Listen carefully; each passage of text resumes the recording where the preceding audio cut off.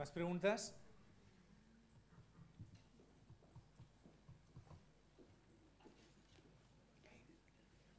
Sí, hola. Desde un punto de vista formal, ¿creéis que, es un poco aventurado, ¿no? Pero ¿creéis que Miguel Gil hubiera seguido haciendo el mismo periodismo que hizo, bueno, hasta que falleció? Yo creo que sí, porque es el periodismo de siempre. Hay mucha gente que sigue haciendo el mismo periodismo.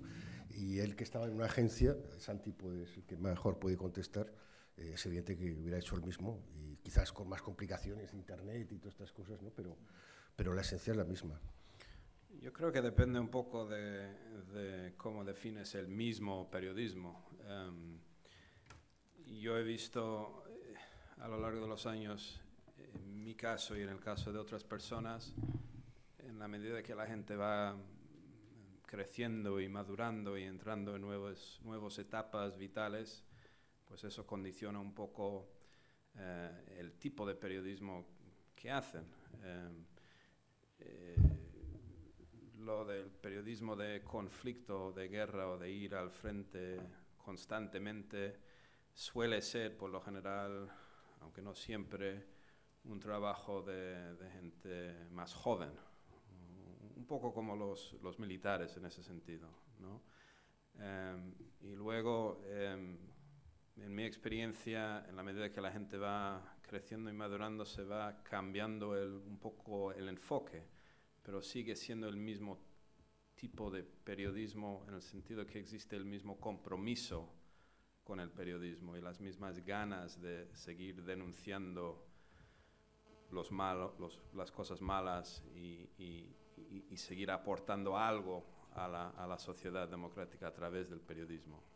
Pero la forma cambia muchas veces. Eso dicho, hay mucha gente que siguen haciendo ese tipo de periodismo de frente hasta los 50, 60 años, incluso algunos toda una vida. Depende, cada persona es distinta. En el caso de Miguel, quién sabe, pero creo, por haberle conocido, que se estaba no cansando, pero dándose cuenta de que esto era muy arriesgado, porque tú vas a sitios peligrosos seguidamente y es como los gatos que tienen 9 vidas, supuestamente, ¿no? Y vas viendo que, uy, qué cerca, uy, ¿no? Y poco a poco te vas dando cuenta de que estás, digamos, jugando el tipo un poco demasiado. A mí se me hace que Miguel estaba empezando a darse cuenta de eso y que quizás hubiera buscado otra forma, no menos válido, sino otra forma de ser eficaz como comunicador social. Lo que para ti es una sospecha sobre Miguel de que estaba dándose cuenta de esto, yo tengo la certeza porque me lo dijo pocos días antes de su muerte. Él me llamaba con regularidad, cosa que yo no hacía con él.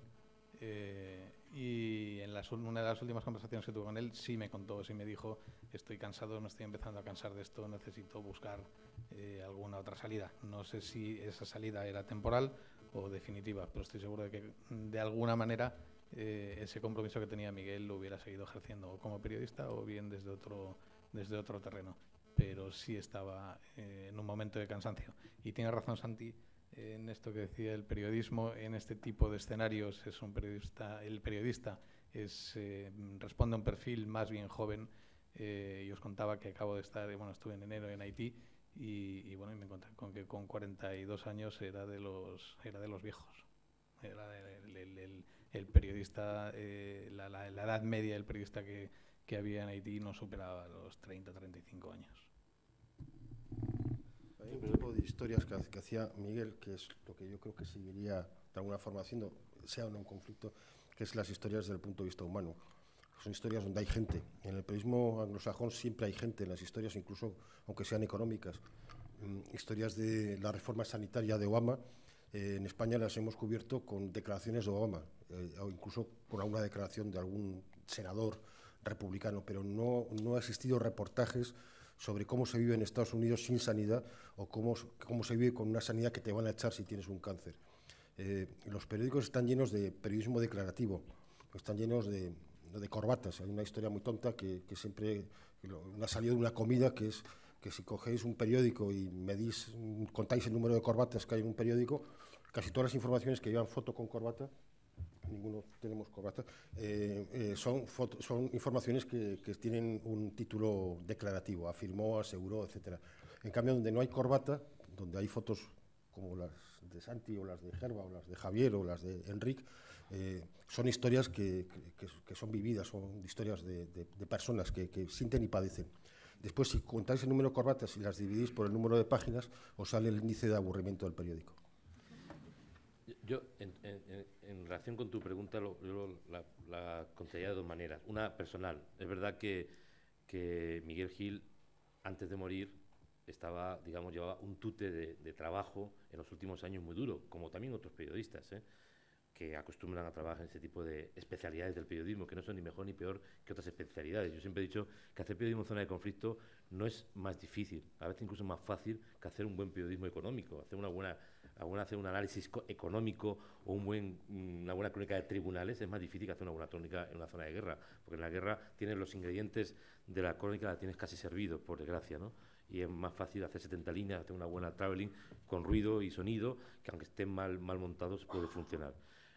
Quienes estuvimos con él hasta última hora, o sea, digamos recuerdo una cena en la que estaba también Ramón y Javier Espinosa, que hablamos mucho de nosotros. Fue una de las cenas posiblemente más relajantes que yo he vivido en mi vida. En Sierra Leona, menos de 48 horas antes de que lo matasen. Hablamos mucho. Yo me acuerdo que yo saqué el tema porque mi madre me había dicho, madre que en paz descanse, me había dicho: oye, ¿vas a venir a la comunión de tu sobrino? Y yo le dije: joder. Me estaba preguntando mi madre si voy a venir a la comunión de mi sobrino cuando yo estoy tan liado aquí, con tanto lío, con tanto follón, no sé ni cuándo voy a salir de aquí. Me acuerdo que Miguel comentó: pues yo tengo que ir el día tal de junio, 4 de junio, si no recuerdo mal, 4 de junio, tengo una memoria, si no es 4 o 7 de junio, que era la comunión de un sobrino suyo, tenía que regresar a España.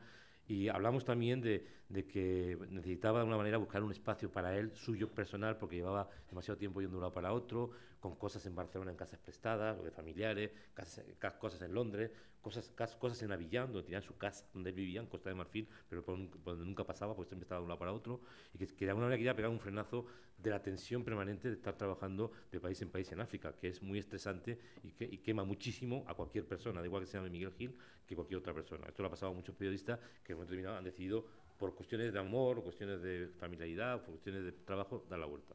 Yo creo que él tenía intención de cambiar, de frenar un poco, pero no de cambiar de vida, sinceramente, ¿no? Eso creo yo, sinceramente, creo que saqué conclusión de esos días y de otras conversaciones que tuvimos en Kosovo un año antes, que estuvimos mucho tiempo juntos, ¿no?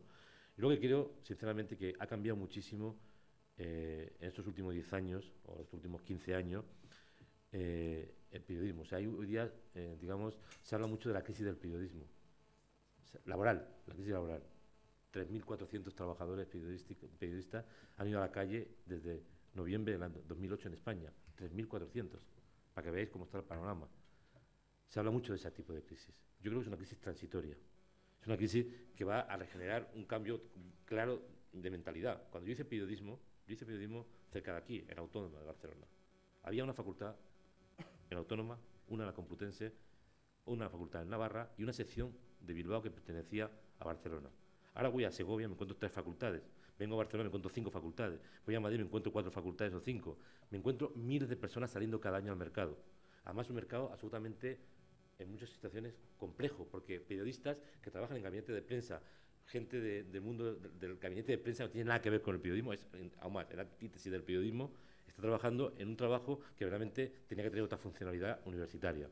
Y, Salvador, hay que poner una raya clara entre quienes va a un puto gabinete de prensa y que se forren si quieren y que hagan periodismo. No puede ser las dos cosas a la vez. Gabinete de prensa, digo, gabinete de empresa, gabinete del Ministerio de Defensa, gabinete de presidencia, o sea, que los Monteiras, que han dirigido público y han sido sus directores en el país, que quieran ser secretario de Estado, que hagan la carrera de secretario de Estado. Pero no se metan en el periodismo, porque si no se tiran por los suelos todas las carreras periodísticas, ¿no? Pero de lo que nunca se habla es, para mí, de la gran crisis del periodismo que se ha producido cuando los medios de comunicación ganaban más dinero, de la crisis de identidad del periodismo. la crisis de identidad. En España los medios de comunicación han ganado muchísimo dinero, porque esas empresas que financian armas o que salen en los nuevos conquistadores de Greenpeace, como son Endesa, como son Telefónica, como son Repsol, como son los dos grandes bancos, como son Telefónica o cualquier otra gran empresa, ¿no? De estas son las que financian la publicidad. Por eso los diarios no hablan nunca mal de ellos. No se atreven, no tienen cojones para hablar con ellos. Perdonad la expresión machista, varios, ¿no? Para dar un equilibrio. Entonces, de este tipo de crisis nunca se habla.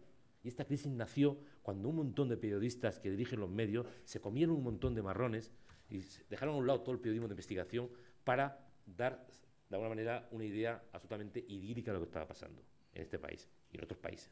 Con lo cual, hasta que no nos planteemos seriamente qué es el periodismo y para qué sirve el periodismo, es muy difícil que vayan a cambiar las cosas. Las crisis son transitorias. Unos días habrá más trabajo y unos meses habrá menos trabajo. Pero la crisis de identidad del periodismo no se soluciona con recetas económicas, ni con recetas políticas, ni con subvenciones. Al contrario, haciendo lo que hay que hacer. Saber qué hacemos, para qué hacemos, por qué lo hacemos y cuándo lo hacemos. Yo creo que eran las preguntas esas famosas que nos hacíamos en primero cuando hacíamos la carrera de periodista.